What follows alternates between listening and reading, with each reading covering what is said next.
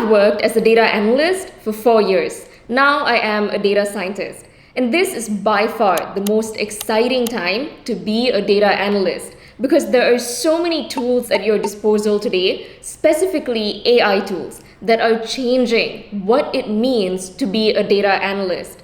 Today, the speed at which you can analyze data, the speed at which you can learn new technical skills is just mind-blowing.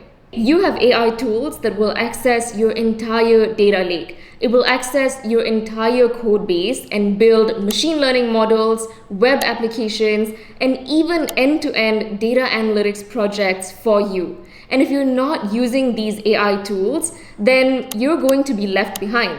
You are going to be replaced by the competition, by other data analysts who are adopting AI quickly.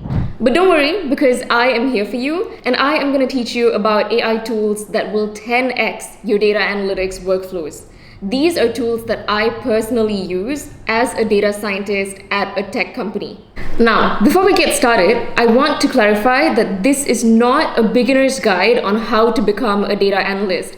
I am not going to tell you to learn SQL, Excel, and Python. If you want to know how to become a data analyst or how to get a data analytics job, that is an entirely different video. I have linked it in my description and you can find it in my channel. In this video, I am going to assume that you have taken at least one data analytics online course and that you know how to use a Jupyter notebook. And I'm going to walk you through AI tools that will help you become a better, more efficient data analyst. Let's get into it. The first tool that we're going to talk about is Cursor AI. Now, if you haven't heard about Cursor AI, then you must be living under a rock. Cursor AI is a very impressive tool. When I first watched the Cursor AI demo video, I was extremely impressed. And I can guarantee you that this tool is going to transform the way data analysts work. But don't just take it from me, let me show you how it works. Okay, so I am going to give you a small demo of Cursor AI, and for this demo, I am going to use the Titanic survival prediction dataset on Kaggle. If you don't already know, this is a popular dataset on Kaggle that has passenger information, and you can use this dataset to build a machine learning model that will predict the likelihood of a person surviving the Titanic crash. Okay, so I am going to go to Cursor, and I'm going to ask it to build a web application that will predict whether or not a person survives the Titanic crash. This will be a complete user-facing application, so you will enter inputs and the app will tell you how likely you are to survive the Titanic. And look at this, it's great. It is creating all of these code files for us. And I'm gonna fast forward to the application that it has built. In less than 1 minute, Cursor AI has built this fully functional web application. And you can enter inputs here. Click on predict, and you will get the probability of a person surviving the Titanic crash. So, what exactly is Cursor AI? Cursor AI is a code editor that has access to your entire code base. It can go in, analyze all of your code files, and then it will write or edit code like you want it to. It has this chat interface that allows you to type in a prompt. Once you type in the prompt, it will look at your entire code base and generate code that is relevant to your requirement. So if you're a complete beginner and you cannot write any code at all, you can also start with an empty code file and you can prompt Cursor AI to do something like build a calculator app, and it will do so for you and you will have an app that is up and running in seconds. That is what we did earlier with the Titanic dataset example. So, is all of the hype behind Cursor AI real? Let's find out. To install Cursor, all you need to do is go to www.cursor.com over here. Just download it and follow all of the installation instructions on the screen, and you will be set up in less than a minute. After you download Cursor AI, once you open it, you will see an interface that looks like this. And this is a very similar interface to Visual Studio Code. So if you've used Visual Studio Code previously, then it will be very easy for you to use Cursor AI. Now, to open a project in Cursor AI, just click on File, go to Open Folder, and then open the project folder containing your files. Click on Open. And after your project loads, Cursor will automatically analyze all of your files within that project, and it will be able to understand the relationships between your code files, which is pretty cool. So if you want to follow along to what I'm doing, all you need to do is download this dataset on Kaggle. I've also linked this dataset in my description, so just click on it and download it to get started, and then follow everything that I'm showing you on screen. Alternatively, you can just watch what I'm doing and you don't have to follow along. So what are we going to create? We are going to build an end-to-end sentiment analysis project with Cursor AI. If you look at this data set, it has all of these tweets that are classified into positive or negative sentiments. We will build a sentiment analysis model using this data set. And from the sentiment analysis model, we will create a web application that looks like this. A user can then access this web application. They can type a sentence or enter a tweet, click on Analyze, and the application will tell them whether the sentence is of positive or negative sentiment. Watch how fast we can do this with Cursor. Okay, so I am going to open up this project in Cursor. And to do this, all you need to do is create an empty folder and just add one file into this folder, which is the training dataset we downloaded from Kaggle. After the project is opened, we're going to ask Cursor to do the following things. We're going to ask it to create two Python files. One to build the sentiment analysis model, and another to build the actual web application. And then we're going to ask it to build a third file, which is an HTML file, which will serve as the front end of our application. Okay, so first, let's create an empty Python file. And I'm going to name this app.py. Now I'm going to go to the right side of the pane, and this is where the Cursor chat box is. In the drop-down over here, make sure that you choose Agent, and this will tell us that Cursor is going to automatically explore your code base and write code for you using an AI agent. Additionally, you can choose what language model you want to use with Cursor, so you can choose GPT-4 or Gemini or any model that you'd like. I am going to select the Claude 3.5 Sonnet model because this, in my opinion, is one of the best large language models for programming. Okay, so now I am going to type a prompt to ask Cursor to build a sentiment analysis application. And you can find this prompt in my GitHub repository that I've linked in the description, or you can just copy and paste it from the screen over here. Okay, so let's wait as Cursor generates some code based on our prompt.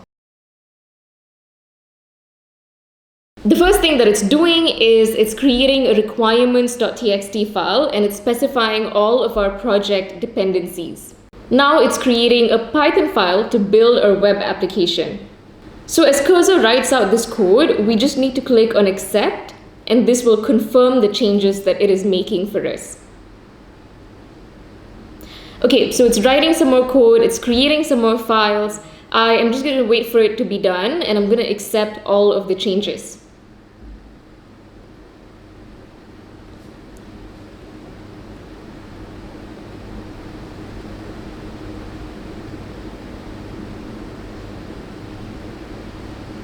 Okay, so now it's finished generating all of this code, and it is explaining to us what files it has created.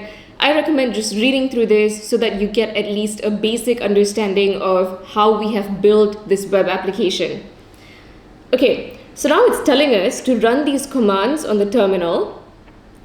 I'm just going to click on run over here, and Cursor is directly running it for us, which is great. And this is the command that will actually run the web application for us. So let's just wait a few seconds. Okay, great. So Cursor has basically built out this entire web application for us in seconds, and it is saying that we need to open our browser and go to this link over here. This is the default port that all Flask applications run on, and Flask is the framework that Cursor has used to build this application for us. So I'm just going to copy this link, and I'm going to paste it into my browser. And there you go. This is our sentiment analysis web application, and this was built in less than 5 minutes. Let's try it out. So I've opened Twitter, and I'm going to copy this tweet that is pretty negative. I'm going to go back to our sentiment analysis web application. I'm going to paste it into the text box and click on Analyze. And there, it's telling us that this tweet is negative, which is correct. Let's try this one more time. This time, I'm going to choose a positive tweet. I'm going to go paste it in this text box, click on Analyze, and it's saying that this tweet is positive, which is also correct. Cursor is an extremely powerful tool. The first time that I used it, I was in awe. And I think that this is an amazing tool. Let's say you're a beginner data analyst and you want to build some kind of analysis and showcase it in the form of a dashboard or a web application so that end users can access it, so that recruiters or employers can actually access it and play around with it. But let's say you don't know HTML, you don't know CSS, and you have no idea how to deploy or productionize your code. You can do this in just minutes with Cursor. It is a great way to build and showcase an end-to-end portfolio project.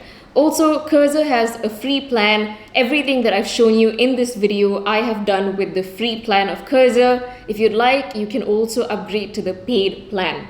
If you're interested, I can make a video explaining how to build an end-to-end data analytics project with Cursor AI. We will build an end-to-end project starting from data collection, data pre-processing, and then we will analyze data and we will deploy the project in the form of a web application. This is something that you can display on your resume or on your portfolio. So if you're interested, comment down below and let me know, and I will build an entire video explaining how to create a data analytics project with Cursor AI. The second tool we're going to talk about is Pandas AI. Pandas AI is an incredibly useful tool for data analysts, although it is less impressive than Cursor. So what exactly is Pandas AI? This is an AI tool that allows you to manipulate and analyze data in Pandas without having to write a single line of code. And if you don't already know, Pandas is a Python library that allows you to manipulate data and perform operations on it. For example, if you had a data frame that looks like this, and you want to find the cost of all blue pencils in this data frame, then you would have to write a bunch of code like this. So what this code does is it goes in, it filters the data frame to get blue pencils, and then it finds the cost of all blue pencils and it sums them. Pandas AI takes this to the next level. You don't have to write a single line of code. All you need to do is type a prompt that says, can you find the cost of all blue pencils in this data frame? And it will do so for you and return the output to you in seconds. Obviously, you can do much more complex analyses with Pandas. This is just a simple example. Pandas is a tool that I use almost every single day at work as a data scientist. So let's go through an example of how you can perform data analysis and data manipulation with Pandas. For the purpose of this video, I will use the Titanic survival prediction dataset on Kaggle, and I will download the train.csv file. You can access this at the link that I'm showing you on screen. Alternatively, I will also link the dataset to my description, so just click on it and download it from there. You can also access all of the code that I'm showing you here in the Kaggle notebook that I will be using, and I have linked this notebook to my description as well. Okay, so first let's install Pandas AI with this command. It's a simple pip install. Now let's load the Titanic train dataset. And once that's done, we need to import these libraries to be able to work with Pandas AI. Okay, so Pandas AI is basically a library that allows you to connect your Pandas data frame to an external large language model like Claude, GPT-4, and you can use any large language model that you want. Pandas AI comes with a default large language model called Bamboo LLM that you can access for free. So to access Bamboo LLM, you need to go to this website and you need to get an API key from this website, copy the API key and paste it into this block of code. After you run this code, a Pandas AI object will be created so that you can analyze your data. I had some issues with using the Bamboo LLM's API key, so instead I decided to use OpenAI's API key. This meant that I connected my Pandas data frame to OpenAI's GPT-4o model. And to do this, I had to purchase tokens from the OpenAI website. So if you want to connect your Pandas data frame with an OpenAI model like GPT 3.5 or GPT-4o, then you also have to purchase tokens. To do this, you need to go to OpenAI's website, head to the billings page, and purchase tokens. After you've purchased tokens, I purchased $10 worth of tokens, but even like $1 should be sufficient for this analysis. Now, once you're done, go to the API keys page and create your API key. This is the API key that we will be using for our analysis. Okay, GPT-4o is also a pretty good model. It is able to understand complex relationships between data, which makes the price worth it to me. Okay, so you don't need an OpenAI API key to do this analysis. Again, you can do it for free using Bamboo LLM like I showed you earlier. But either way, whether you're using Bamboo LLM or whether you're using one of OpenAI's models, you will still have to create a Pandas AI object. So if you're using one of OpenAI's models, then you will have to take the OpenAI API key, you will have to paste it into this block of code here, and then run it. And this will connect Pandas AI to a large language model. And then you can use this to analyze your data frame. So what this code has done is it has created a Pandas AI object with the Titanic dataset as input. And this way, the large language model can access and read the dataset and understand the relationships between it. Okay, let's go ahead and use Pandas AI to analyze the Titanic survival prediction dataset. Okay, so I'm going to give it a simple prompt and I'm going to ask a question about the Titanic dataset. I'm just going to ask it to describe the dataset, provide a summary, and format the output in the form of a table. Let's give it a few seconds. Okay, the result looks like this. This is a basic statistical summary of the dataset. Now, usually to get a summary like this, we would have to write some code in Python, but with Pandas AI, we were able to do this without writing any code at all. This is very helpful, especially if you're a complete beginner and you don't know how to write Python code or you're not sure of syntax. You can still analyze data by providing prompts in plain English. Okay, now let's see if Pandas AI can help us do some exploratory data analysis. First, I'm going to ask it to give me the relationship between the survived variable in this data set along with some other variables. So this is my prompt, correlations between survived and these variables. Let's wait a few seconds. Okay, so it has given me the relationship between the survived variable and the other variables. It has basically given me a correlation coefficient. So we can see that there are positive correlations between gender and survived, fair and survived, but there's a negative correlation between age and survived. Now I'm going to ask it to go a little bit deeper to help us understand these relationships more. So we will ask it to generate visualizations to visualize the relationship between survived and these other variables. Okay, so the first variable that we will visualize is survived versus age, and I'm going to type this prompt in. And as a result, it's given us this histogram. With this histogram, we can see that there's a right skew, and we can also see that younger passengers were more likely to survive the crash. Now, for some reason, Pandas AI has generated 4 of the exact same plots again and again and again, and I'm not entirely sure why. This library does do some weird things, and we will explore this further later. But for now, let's ask it to create the next visualization between gender and survival. And finally, the relationship between survived and fair. Okay, so it's given us these box plots, and we can clearly see that when survived equals to 1, the fares are higher.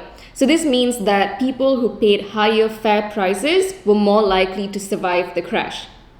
Okay, so I think it's really cool that we get to do this analysis super quickly right within our Jupyter notebook. We don't have to copy and paste code outside into the Jupyter notebook. We don't have to copy our data and paste it outside. So this back and forth is limited because the model can directly access our data frame. Okay, another thing I wanted to address is, as we saw earlier, this library can do weird things like generate the same chart multiple times.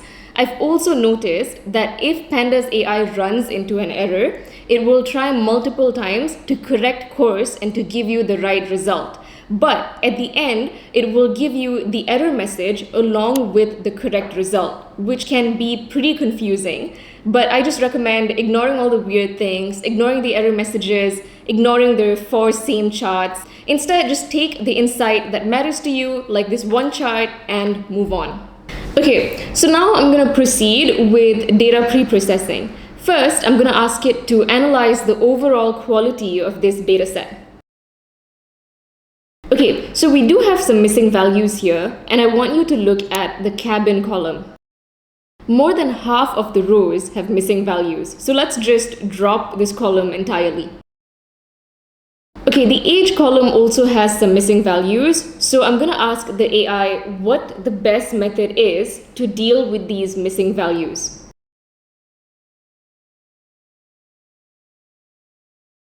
Okay, so it has suggested imputing with the median, so that's what I'm going to do.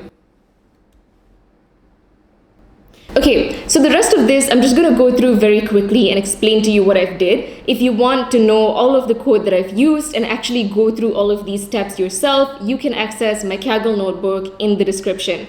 Okay, so the first thing I did was, as you saw, I asked Pandas AI to analyze my entire data set. After that, I asked it to solve data quality issues by handling missing values and encoding categorical variables. Now, all of this, it managed to do in less than 5 minutes without me having to write a single line of code, which was extremely helpful. Also, it helped me create this new column called title. And it did this by extracting the honorific from the passenger name column. I didn't ask it to do so. It managed to figure this out on its own, and this is very helpful because this column will be helpful in building a machine learning model to predict survival. Okay, so overall, Pandas AI, super helpful tool, and I suggest using it if you haven't already. Okay, perfect. All of our data analysis is done, the data cleaning, data pre-processing is done, and we can now proceed to use this data set to build a machine learning model. Again, I have used the GPT-4o model for this analysis. This is the exact same model that you will be using when you use ChatGPT. So this is not necessarily a better model, and the output will not be any better than what you get from ChatGPT. But as I said earlier, the advantage is that you don't have to keep copying and pasting things in and out of your coding environment. You can just stay in your Jupyter notebook and you can have all of the code generated for you. To me, that is the biggest selling point of tools like Pandas AI and Cursor AI. Also, I hate repeating myself, but I'm going to say this one more time. All of the code that I've shown you on screen is available in my Kaggle notebook, which I have linked in the description below. Please check the code out, play around with it, connect it to a different model if you'd like, and just do some exploration of your own, because that is how you learn, not just from watching an endless number of YouTube videos. So that was Pandas AI and Cursor AI. I hope that you found the tutorials helpful. I will not be covering any more tools in this video because it is already so long. But let me know if you're interested, and I will create a part 2 to this video where I will show you how to use more AI-driven data analytics tools. So here are some tools that I haven't covered in this video that I think you should learn as a data analyst in 2025. 1. Microsoft Fabric. 2. GitHub Copilot. This is a tool that is very similar to Cursor AI. It can be integrated into your programming IDE. It has AI-powered code suggestions along with an AI chatbot.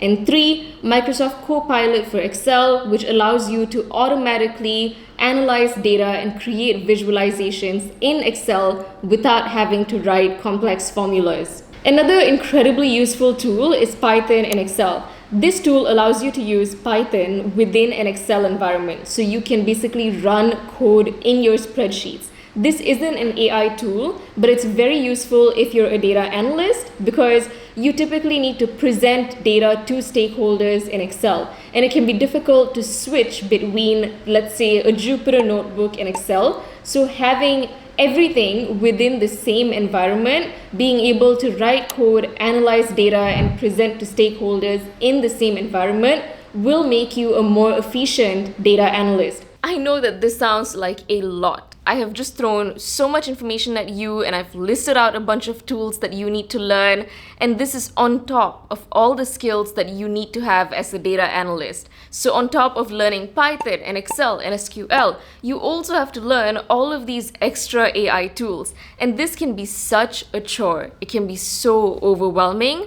But the bad news is that it's not going to get any better. We are going to see more AI tools and far more advancements come up in this year alone.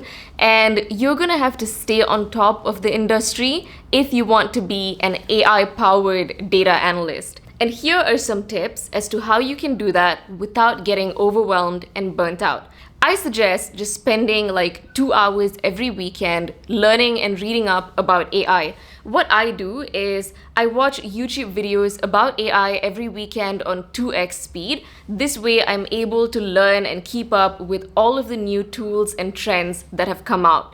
Also, you absolutely do not have to learn about every single AI tool that comes out in the industry. That is literally impossible. Instead, I want you to focus on the tools that people are talking about. When a tool starts to get hype and it starts to get a lot of traction, that's probably when you should start looking into it, installing it, and learning about it. Another really good sign that you should learn an AI tool is if companies start to invest in it.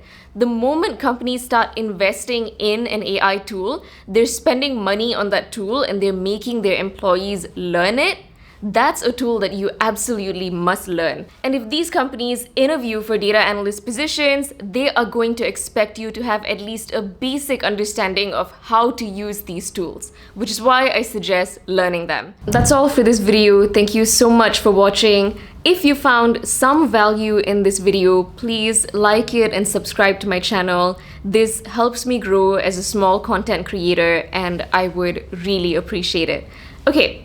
That's all, and I will see you in the next one. Bye!